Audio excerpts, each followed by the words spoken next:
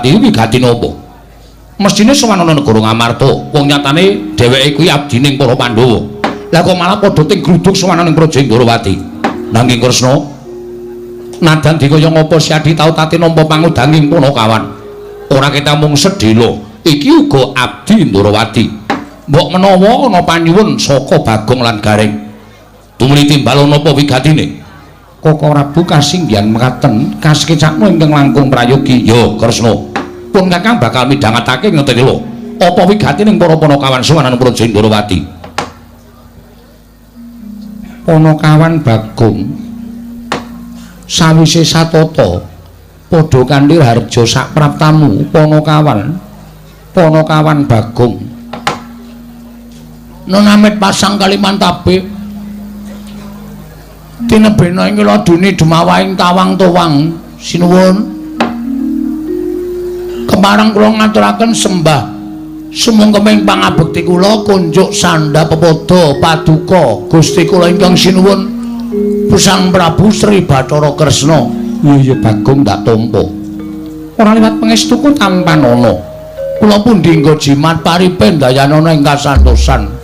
Prayoga nunggon mulunggu. Nun inggih sanget anggen kawindadosaken jimat. Kok ora Gareng ingkang eneng ngarep. Antaraning kowe karo Gareng kuwi tuwa Gareng mestine ingkang munjuk atur luwih becik lamun ingkang sepuh. Gareng niku nembe kening penyakit gejala bisu. Lho, Gareng kuwi nggih nek omong klerak-kleru, nek omong kecethat-kecethet mengke ndak malah ngleling semi. Niki sedalam rangka terapi supaya mari cangkeme. Mbok sik apik to, Gong. Urung-urung kowe kok sak tembung-tembung kok nglarake ati. Lah gene iso guneman apik. Nggih, niki nek apik guneman ming pisan pindho, mengke nek kesuwen gagap. Cilaka nek nganti gagap, wah ngisen-isen ke mula kula mawon sing matur. Iya wis ora dadi ngopo. Kowe karo Gareng padha wae. Sami mawon. Sami-sami abdi negara Ngamarta lan abdi penyan. Sinuwun Prabu Sri Bathara Kresna. Iya Bagong. Nun nggih. Sapa iki? Kok kaya wong kepenyak cengele. Bagong kowe padha raja sak praptamu Bagong. Wah, Penemban Durna. Oh iya. Lho. Sampean salah alamat. Lho, salah alamat piye? Kudune nek Durna metu niku jejere Ngastina. Niki Ndorowati kok sampean melu teng mriki. Oh, aja kleru penampa Bagong. Aku sowan nang Praja Ndorowati ana wigati banget tak aturake marang anak Prabu Sri Bathara Kresna. Oh, mekaten. Iya. Slamet tekamu, wilujeng lering Sambikala. Bekti kula kunjuk Penemban. Oh iya tak tampa. Pangestuku tampanana. Kula pundi nggo jimat paripen dayanana ing kasantosan. Gareng kowe padha raja sak praptamu. Pangestunipun Penemban Durna wilujeng niring Sambikala. Ngandel ora. Kesuwen mesti gagap. Oh tak tampa lho gawe pangestuku tampanana. Kula pundi nggo jimat paripe. Dayanana. Raos sing batos kuku kula Penemban. Wah, isin tenan aku. Sesune aku lunga rasa melu reng. Lah melu ya ora apa-apa.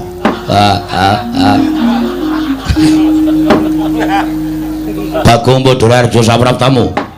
Pangestunipun sinuwun Prabu Mandura wilujeng bekti kula kunjuk sinuwun. Ya tak tampa. Pangestuku tampanana. Kula pundi nggo jimat paripen dayanana ing kasantosan. Gareng Padhararja sapraptamu. Pangestunipun sinuwun Prabu Mandura wilujeng niring Sambikala kepareng kula ngaturaken semut cengelmu kuwi. Sembah pangabekti kula kunjuk. Ya tak tampa. Yo ditambake Gareng. Nggih. Kuwi Punakawan wigati. Nek wanci gegojekan, mengko nek kowe kaya ngono kuwi omongane ndak ora cetha ditampa dening para pamirsa. Nggih ngestaken dawuh. Ampun kuatis mengki kula bakal panu cengelmu pados tamba. Bagong Padhararja sapraptamu. Pangaturipun Ndara Sencaki wilujeng bekti kula kunjuk. Yo, prayogakna Bagong. Nun inggih. Garing Padhararja wilujeng Ndara Sencaki. Sik, sareh sik, dileti rada-rada. Bekti kula kunjuk. Nah, ngono. Aja langsungan ndak gagap. Yo garing prayogakna.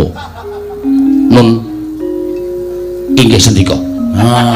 Rada ado-ado ngono kok ndak gagap.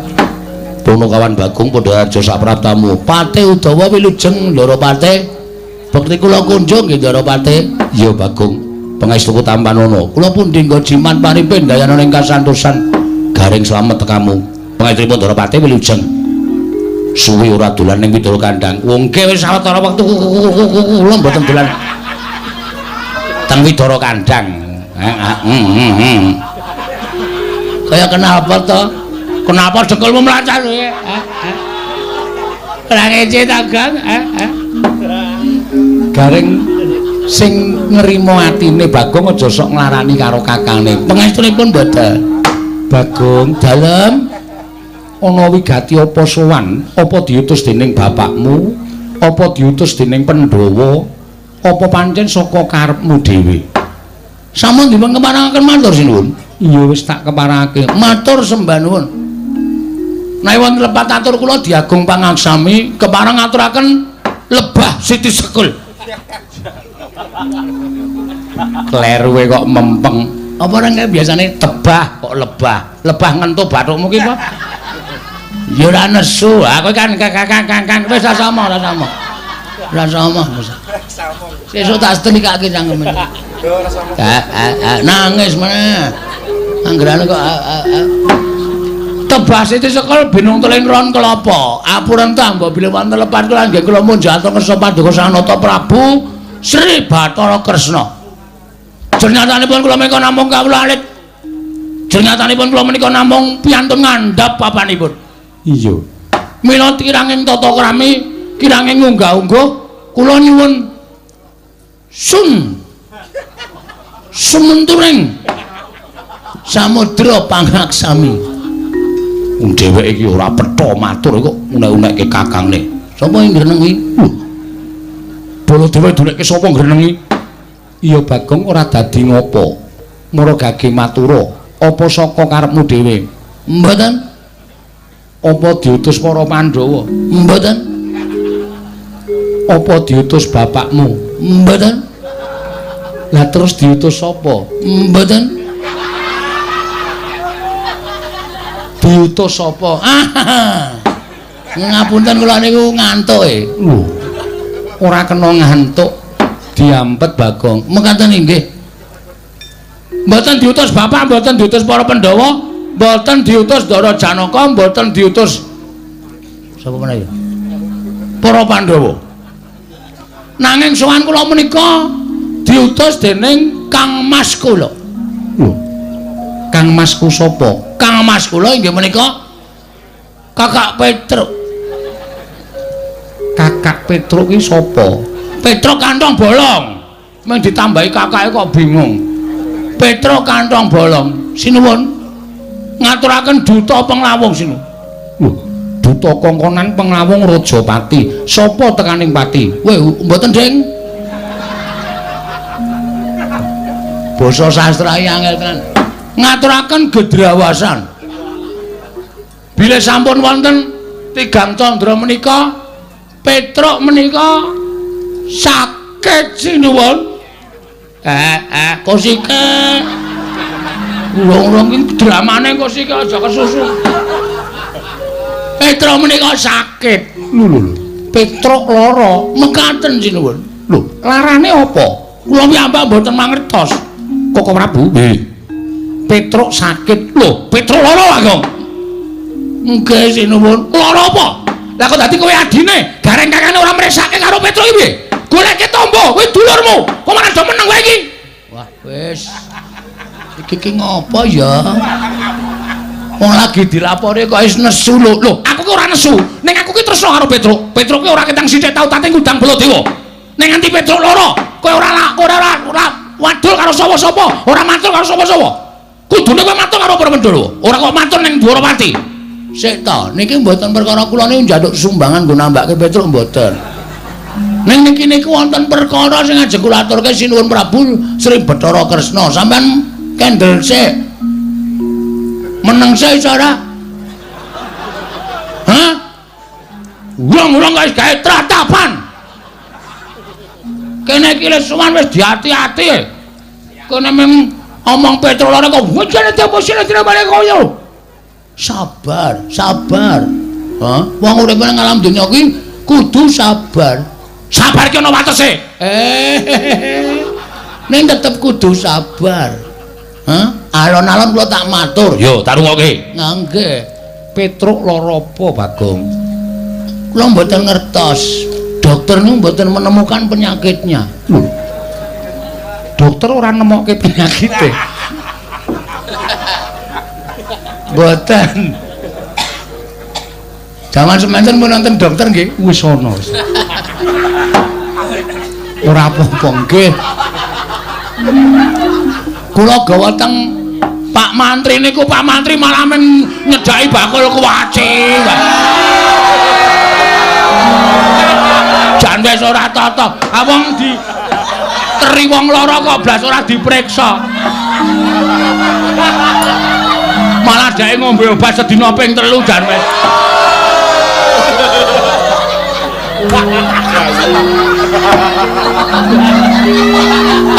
Ora wae. Iki tenanan mau lah. Serius niki. Iya. Mangkelake kok senengane.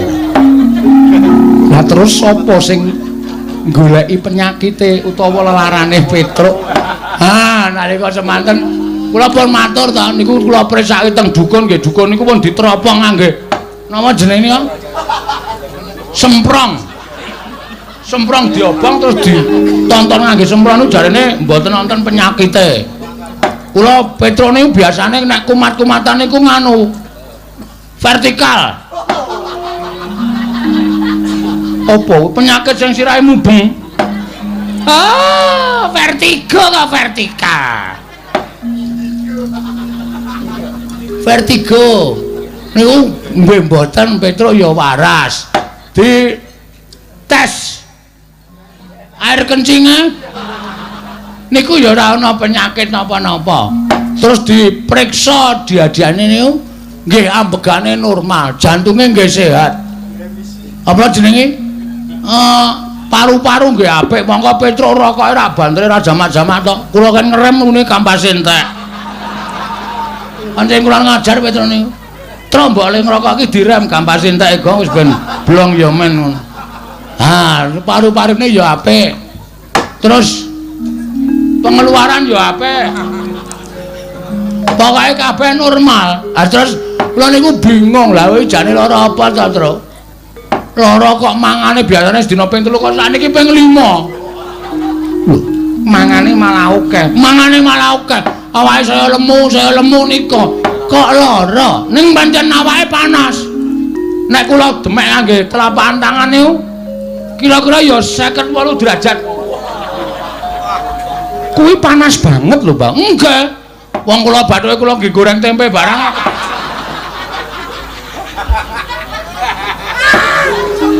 Ngono to nggih. Panas tenan. Bathuke kula demek niku panas terus kula kaileng klenthek wer-wer terus kula dalahi tempe pletik-pletik lho to. Bathukmu iso kaya wajan. Iya. Nganten niku. Sawijining dina Petruk nika gelem omong. Lho, Petruk gelem omong nggih. Truk, mbok omong ngono kuwi, Truk. Gong, Reng. Aku arep omong karo kowe. Aku jane ora lara. Ning awakku lemes kaya ora duwe kekuatan. Mergo aku ki mung kepengin nagih janji. Sapa sing janji karo kowe, Truk? Omong. Nek pancen ana menungsa sing wis tau tate janji karo kowe ora ditepati, kowe kandha tak paranane, tak dodoke korine, tak kinange gambir karo suruhe. Kuwi tembunge wong lamar. Oh, iya. Tak dodoke korine ra sikate wonge. Lah ngono. Ben lanang mbok wedok asikat. Aja nekat ta. Ayo ta Reng. Ngoten. Jebula Petro niku bloko. Jebule kok jebula. Ya men to ngono. Wong tembung jebule karo jebula iki padha wae kok men kanthi daerahe kok. Jebule Petro niku bloko. Nek sing janji niku Prabu Kresna. Prabu Kresna tau tate janji kali Petro. Duk nalika lakon bangun jembatan bangun Candi Saptawarga. Bangun Candi Saptawarga. Sampeyan ngendika kali Petro to, "Truk, nek kowe iso mbalekke pustaka Jamus Limasada, kowe esuk tak pek mantu." Ora. Kapan ya? Weh, lah iki iso tak glimpange tenan iki. Ngaku ora. Petro ngamatur ngoten niku lho. Sinuwun kudu emot Purwadasena. Nuwun sewu lho sinuwun. Sabda Brahmana Raja. Pangandikaning Narendra, pangandikaning pendhita menika kaya Wikresna tumaming drancang seta tan kena lumebek malih. Nek sampeyan dadi ratu menclah-mencle esuk tempe sore dele padha wae. Ngoten? Sampeyan bakal ora dipercaya dening para kawula. Sampeyan ora bakal dipercaya dening para nayaka. Sampeyan dadi ratu cecel kan Narendrane. Ayo. Aku ora. Kusik Bagong tak iling-ilinge. Waduh, suwi iki. Wis yamene. Dar limbukan jam pira iki kok. Dadak mikir bareng. Kusik-kusik. Apa jaman nalika ana lakon Prabu Bumi Loka kae. Nah, jaman ana lakon Prabu Bumi Atlas. Bumi Loka karo Dewi Mustaka. Sapa ning? Ah ora ngerti kok. Sapa? Mau nek ora ngerti ora usah melu. Wis mripate kera bodho. Kera ya men. Aku arep mulih aku. Mulya kan ora ana sing ngewangi kowe. Petro ora ana, kowe biasane Tru. Aku arep mulih ta, Tru. Saiki mulih tendang tenan kowe. Kowe kejem bang karo aku, Kang. Bapak Penemban lajeng wangsul. Balya. Kok dadak sambat karo aku. Nek sampean pun nate janji harus ditepati. Ngibarate men saramano Oscaripano. Kuwi apa? Kula dhewe ya ora ngerti. Wong kula mung ngawur kok. Panjenengan kudu nepati. Monggo saniki kondhanging jagat, kondhang Kabiyawara menawi Prabu Kresna kagungan putra inggih menika wanita ingkang nedeng dungkap dewasa. Namanipun Dewi Grontol sapa? Lah sapa jenenge? Prantawati. Lah niku sing digayuh kalih Petruk Kantong Bolong. Nek jane kula ya ora setuju. Petruk kok dadi mantune Prabu Kresna. Ah saya gleleng tenan Petruk. Wong Petruk iki kere-kere wae glelenge ra jamak-jamak kok. Apa meneh nek dadi mantune ratu. Wah, wis ngeplaki sirah kula saben dina. Wis kono. Wong jaluk kira kok ngarep warung ngarep kae. Monggo-monggo sing mbayar nggih kula ora urung. Iya, nggih ning gandeng bangane Petruk niku mati merga lara ora keturutan sedyane nggih. Alung panjenengan kula aturi nepati janji. Kula aturi nepati pangandikanipun Sinung Prabu Sri Bathara Kresna. Nek sampean ora kepareng netepi ing pangandika nuwun pangapunten kula wis dipasrahi Purbawasesa karo Petruk Kantong Bolong. Gong sisan gawe. Nek kowe labuh aku ya labuh tenan, Gong. Aja ming setengah-setengah. Nek perlu mati diwujuti. Oke, Truk. Wong urip ki mung do antri mati kok. Karepmu piye saiki? Nek Prabu Kresna ngoncati le janji, ora ngaku tau tate janji, amuken negara Ndarawati. Oh, siap. Mula nek sampean ora ngakoni nautate sumpah kali Petruk dinten mangke kula aturi sedya jagang sing jero beteng sing kandel Ndarawati kula buyuki batange gareng. Aku ngapa ta, Gang? Aku kira ngapa-ngapa Kartobyoki. Kula byuki Bathang Sayuta. Kula ora wedi mungsuh wong Darawati. Mangane kelangan Petruk, luwung Bagong mati teneng Darawati, kula lakoni legane atiku.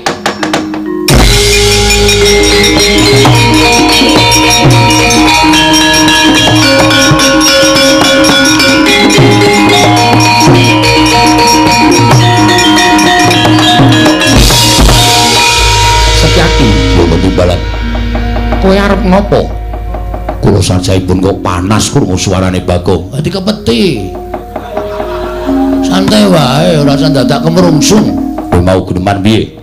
Guneman nek Rantawati ora diwenehke Petruk, tak aturi jaga jagang sing jero, beteng sing kandel.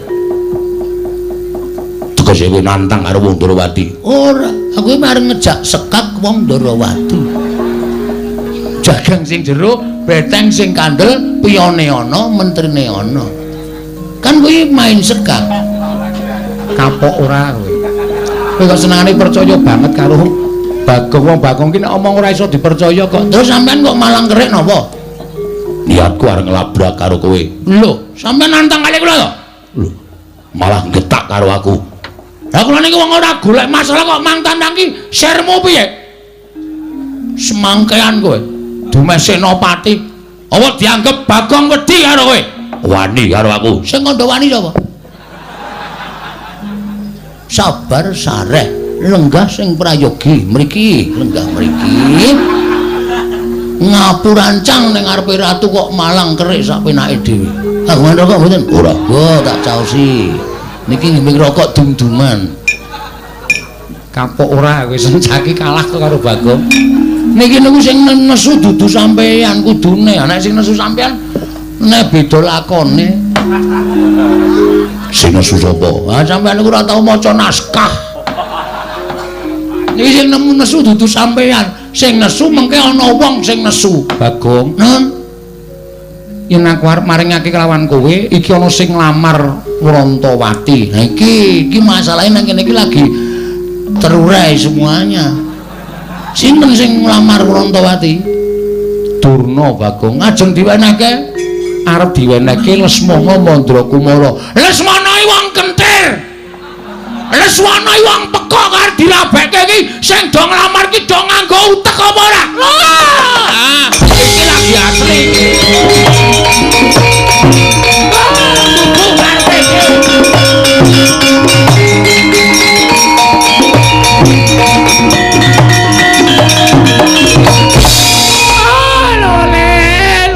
Selalu gimbal manyar-manyar. Joneng dungkul wana dadi alas dadi wana. Bagong, weh berkencang Pak Papong. Kali codhe sapa sing gawe? Wong edan ngene Bathara barang dinggo. Kene nganggo istilah aku nek ora nganggo istilah ya rugi ya. Ngopo Begawan Durna? Kowe muni piye? Kresna aduh sorry sinuwun. Lesmana wong kentir. Lesmana wong edan. Lho, kowe kok iso ngarani Lesmana kentir ki sababe apa? Heeh, ora. Aku wis hafal karo Lesmana wis suwe. Aku wis tepung karo anak Ngastina. Nek anak Ngastina kuwi pancen Ratu Ngastina mendhi anak siji, ning nuwun sewu, anake rada ngene. Anake rada petuk, anake rada kentir. Mula nek Sinuwun Darawati ngrabekke Lesmana karo Rantawati iki Sinuwun Darawati bakal tegel nampa kesengsarane anak, bakal tegel nyumurupi kasengsaraning anak. Mula nek Sinuwun Darawati maringake Rantawati, aku ora ikhlas. Aku ora ikhlas. Ora ikhlase Bagong. Mergo aku bakal kelangan kakangku ya kuwi Mas Petruk. Nek nganti ora kelakon dawuh karo Rantawati, Petruk bakal lara. Nek Petruk lara, gedene tekaning pati, aku kelangan. Nek ngono nang kene padha-padha ngalape Rantawati. Saiki ngene wae. Digawe sayembara. Sayembara apa? Sapa sing iso ngalahke Begawan Durna? Boyongan Rantawati. Dadi iki. Wis gayeng iki. Siap, Reng. Oke. Ora nangis to kowe? Ora. Aku mungsuh Durna, kowe mungsuh Baladewa.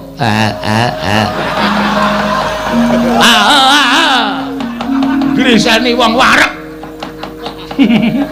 Anggere weruh terus ngrus wetengku ora. Ngono wae, Reng. Siap. Ora usah nangis. Niki sayembara sampean. Teng pundi pamane wong neter kanthi tayan. Wah, metu japa. Wah, cundha manik jeblok pertempur.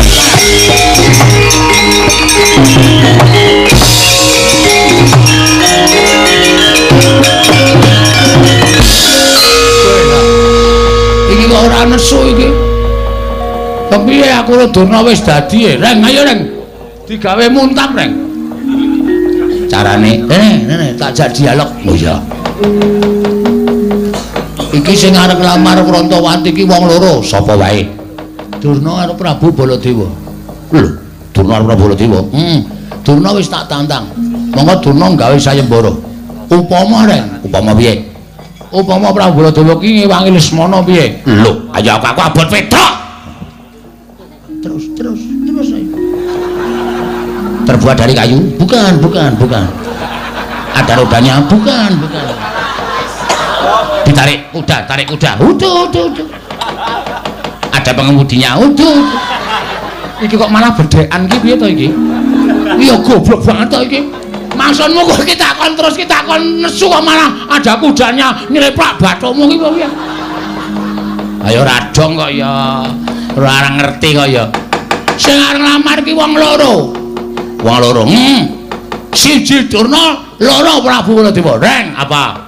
Aku wis musuh Durna nek Prabu Baladewa melu nesu piye? Wah, Ratu Mandura ki wedine mung karo aku le. Ratu Mandura ki ora wedi karo sapa-sapa, wedine karo aku. Nek kowe musuh Begawan Durna, musuh para Sata Kurawa ora sadi. Nek kono Nata Mandura Prabu Baladewa melu aku tandinge iblis lanat cangkepe sapa kowe muni kaya ngono.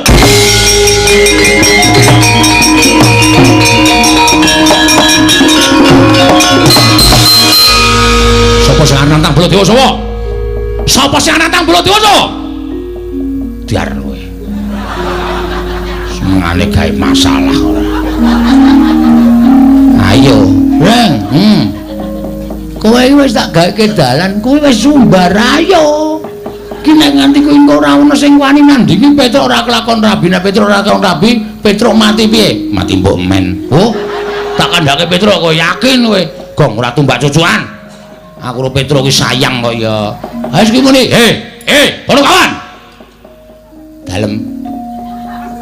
Sing arep nantang Baladewa sapa? Sing arep musuh Baladewa mau sapa? Sapa? Ora ngarwani karo Baladewa kok ya. Ya Kang ya. Kita aku mumpung megar iki kampleng ye. Ora nangis mah. Canggeran dedet kok meng nangis. Titik-titik nangis, titik nanggrono wong jajan nangis men ditukokke. Oh, anggrono wong nyumet udut nangis men disumetke. Wong kok kaya ngono lho. Ayo wis. Kula sing nantang. Lho, kowe wani karo Baladewa sing tawedeni apamu? Ngendi? Mamane oneter kadedean. Manut. Lapangan voli ya gelem, lapangan basket ya gelem, lapangan bal-balan ya gelem. Teng pundi? Ajeng lo teter kadedean sampeyan pasan boyong Wrantawati. Wrantawati dadi bojone Petruk. Mboten ngene dadi bojone sapa-sapa. Wrantawati dadi bojone Semana Mandra Kumara. Sing kandha sapa? Sing kandha aku. Kula ora ngrentukke. Nek ora ngrentukke arep ngopo? Lho, kula ora ngopo-ngopo. Aduh. Iki ra dadi iki. Waduh, aku kok ya melu bunek to, Bagong. Kok sampean mboten sak mikir. Iki tak pikire mawon. Kula sing metung perkara niki. Wani ngono metu njaba. Ah, metu njaba. Lho, ngopo ning njaba? Aduh, piye kuwi? Piye? Ora dadi meneh to. Engkono ya ora paham kok kuwi. Ajak metu njaba ora gelem, nek metu jero nek ayo ta. Nek nganti ana apa-apa sapa sing tanggung jawab? Oh ya iye. Kowe ya klembak-klembike kok. Ah, padake ora. Pokoke Wrantawati raup anu kok raup. Rabi karo Petruk, karo Lesmana, karo Petruk, karo Lesmana. Nek kowe ngayal kok tak glandang metu. Ayo tandinge nolok greng.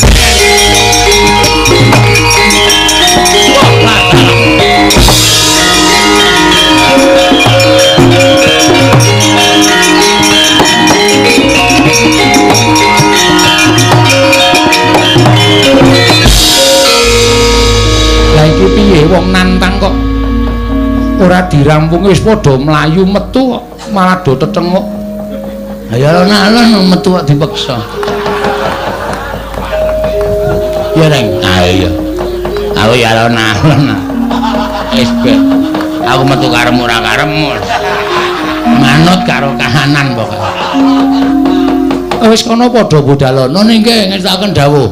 Ning aja gawe kapitunaning para kawula ya Bagong ngestakaken dawuh Nara Garing sepuluh gaja gawe kapitunaning para kawula ngestakaken dawuh Bagong nun nek Durna sing maju ora usah melu-melu jotosane oh siap wah nduk jago siji meneh rek Setyaki wonten dawuh kowe iki ngopo kowe iki ra entuk melu-melu kowe iki rombongane sapa nggih rombongan Jawi lah kok melu jotosi karo Durna ki sirmu piye sengit ora seneng engko nek nganti Kurawa ngerti Kurawa mbelani Durna kula ora wedi kurubut Kurawa yen kok Prabu Baladewa prisa kowe didukani kok Prabu Baladewa nek pancen kudu ngono kula ora wedi karo kok Prabu Baladewa pancen iki ngayal kok sakarmu arep wangi Bagong sakarmu ora sakarmu ngiwangi no wah Neng apa ngaso iki awake dhewe meng paitan swara iki ha iya sing kemandang Ndara Sencaki lho ayo ora iso aku kehilangan nama nek nganti Ndara Sencaki omong Prabu Baladewa piyai sing padha mresani iki do ngenteni mengko jam-jam setengah siji jam siji kok do ngenteni gareng nek musuh Baladewa iki kanane kepiye ngono iki mbubarke apa ya struktur ya wis ngono aku ora iso ngewangi wah cangkemmu elek kok Neng iki nek ora iso ngewangi awak dhewe iki nyambut gawe sing tenanan ponokawan do metu wis do metu ayo do metu wis do metu gak wis nggih yo metu yo wis ra entuk rembugan nang jero Neng ayo metu iya ya nek ora tak gusahi ndak mengar domong wae anggere muni domong entuk sambutan kok senenge ra jamak-jamak nek ora entuk sambutan kringete dilewerane kok ngecewe iya neng iki saiki wis ora usah dadak golek sambutan aku metu wis viral sing kandha sapa Prabu menika Nalindra kok gunemane kaya ning kampung aku nguruti karo Bagong iki lho sampun matur nuwun sing yo sing ati-ati nggih lah edian tenan ora tatanan arang ketrucut kene yo randene yo wong angin kok digiring iki lho Udawa kok mesam-mesem kula menika menawi weruh polaipun Bagong menika rasane raosipun kepengin gajul ning kok aneh wong kok kaya ngono lho nika wong edan iki ndodok ning kono kae lho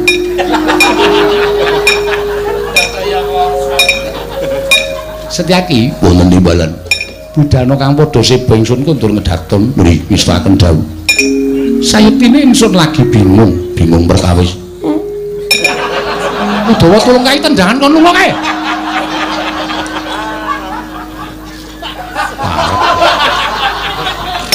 ngapae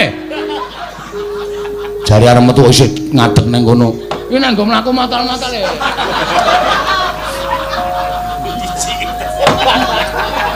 budana kang padha sepa nggih ngestaken dawuh wonten ana paduka kala wau paring dawuh biri paduka sajaipun mendeng Sunggawa pusaka Ndarawati oncat pusaka Ndarawati oncat iya senjata cakra ilang saka pagedokaning pusaka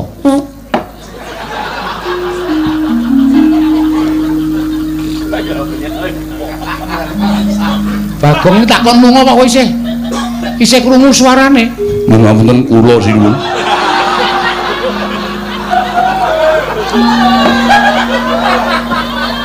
Udawa nggih nyuwun pangapunten budal kang padha seba ingsun kundur kedaton menestaken dawuh nyuwun pamit madal pasilan sing ati-ati aja kaya bocah cilik Purnagati ning panangkilan Sang Lotarsa kundur kedaton Jlok saking gambar kira apit gambaran gading kadhe wonten sanggaring Purban Cedi manggung ketanggung Joko Paloro ingin sampe ngambil patraning Prabon kawis tinggal saking Mandura tindak nyosri Naranata lamun kapiron saking Mandura kaya tansah katon ubayaning marga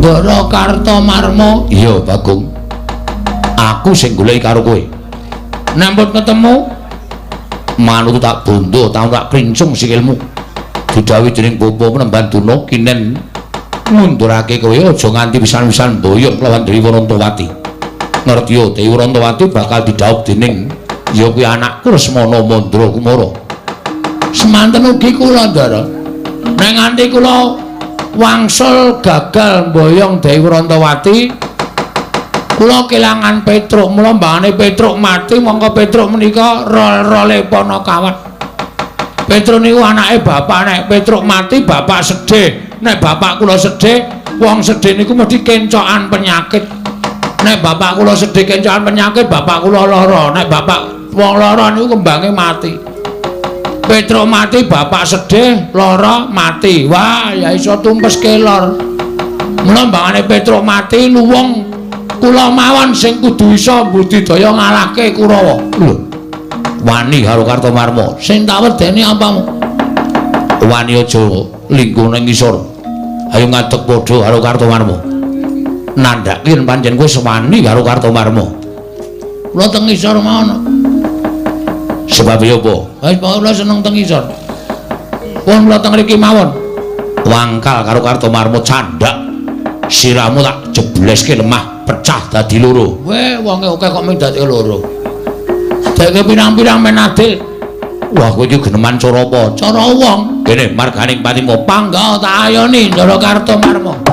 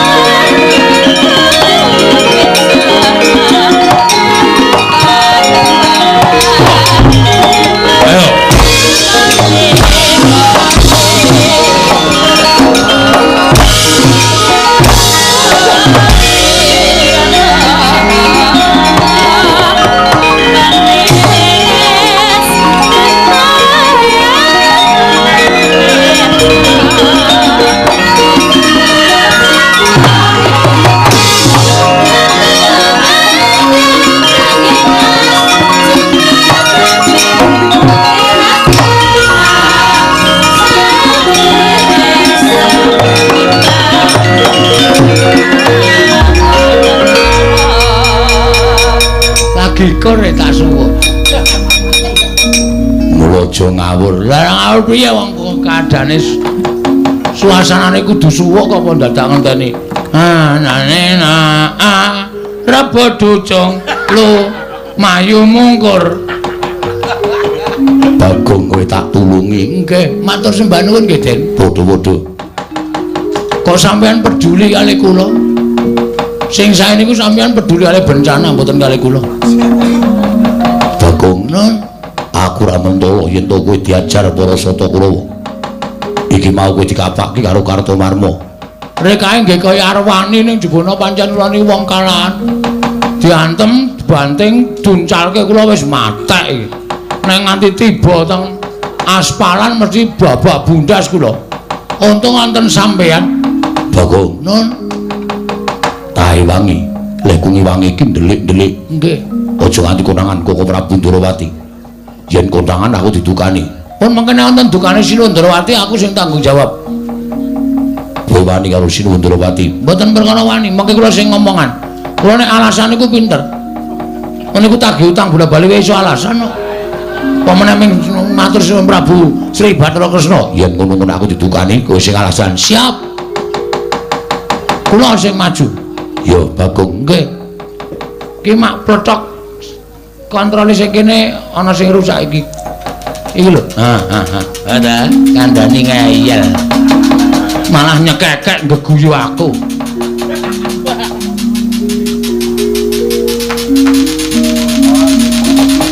Yo. Pun tindak mriko. Yo Bagong.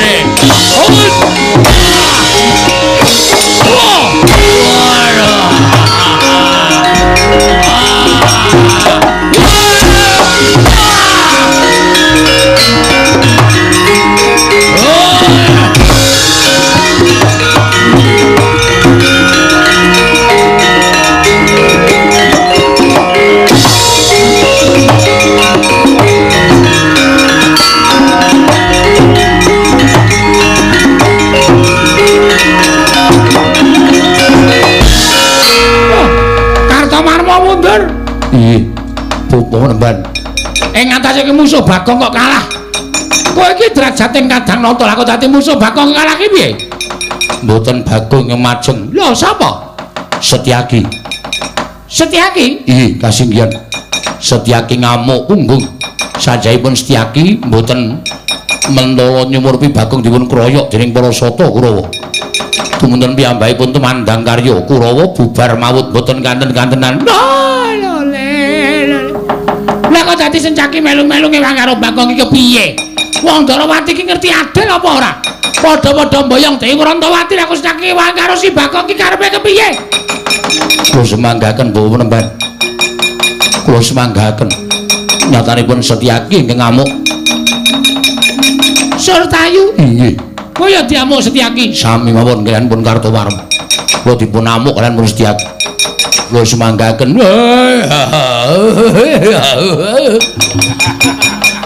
Tur sasana kok maju dhisik. Baik, lekae yo mendang paripurna. Ndang rampung lho iso ngrangket Bagong jebulane yo. Bagong diwangi Setyaki. Cah cilik nek tumandang jeblas-jebles. Kula semanggaken Bapak Penemban. Kula semanggaken kula mboten iso mungsuh Bagong merkono pepalange Setyaki. Kuku karepe dhewe panes-paning jajalan.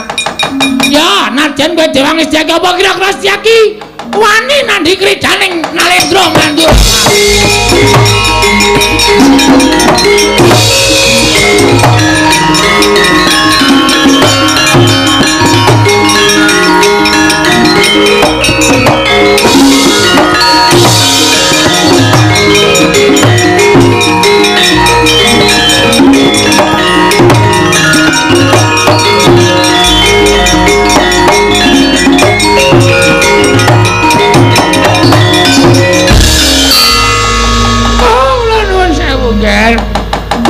Sowan anak Prabu. Oh, dulu. Inggih.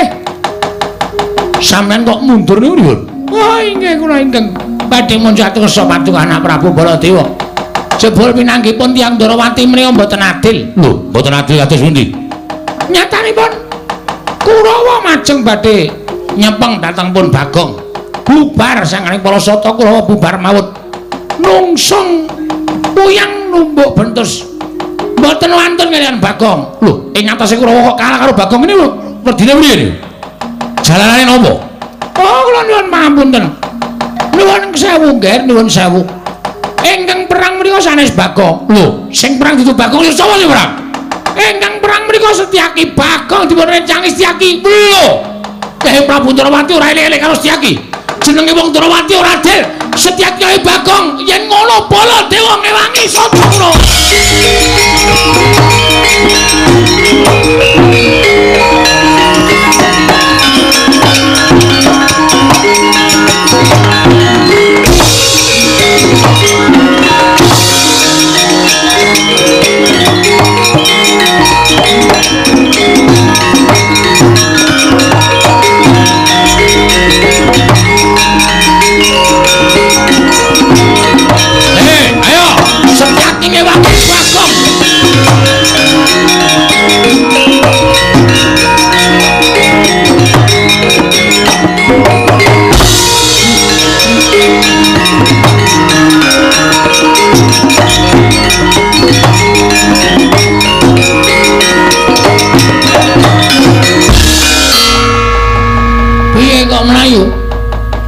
Non, aku lagi wangi cukup semene wae. Waduh, lagi golek tenaga kangelan sampean mboten ngewangi. Bagong, non, sing maju dudu Kurawa meneh.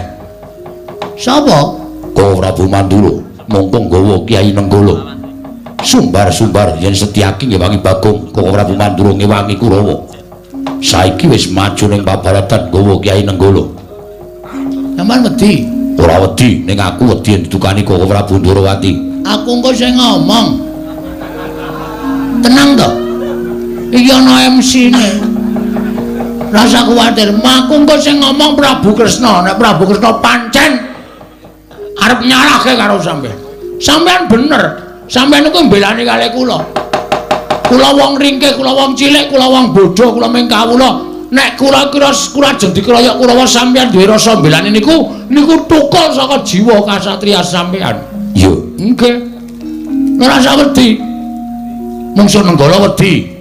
Nenggala pusaka ampuh. Gunane apa Setyaki duwe gada wesi kuning? Jupuk. Tantang Baladewa, Nenggala karo gada wesi kuning menang endi? Ngono. Engko meng ngono kok mundur. Wah, dipiki presane bayi akeh. Isin Setyaki Senopati Ndarawati kok wedi karo Nenggala. Gada wesi kuning diturun Nenggala kira-kira menang endi? Men disekseni piyayi akeh. Ngono Bagong ke? Ya.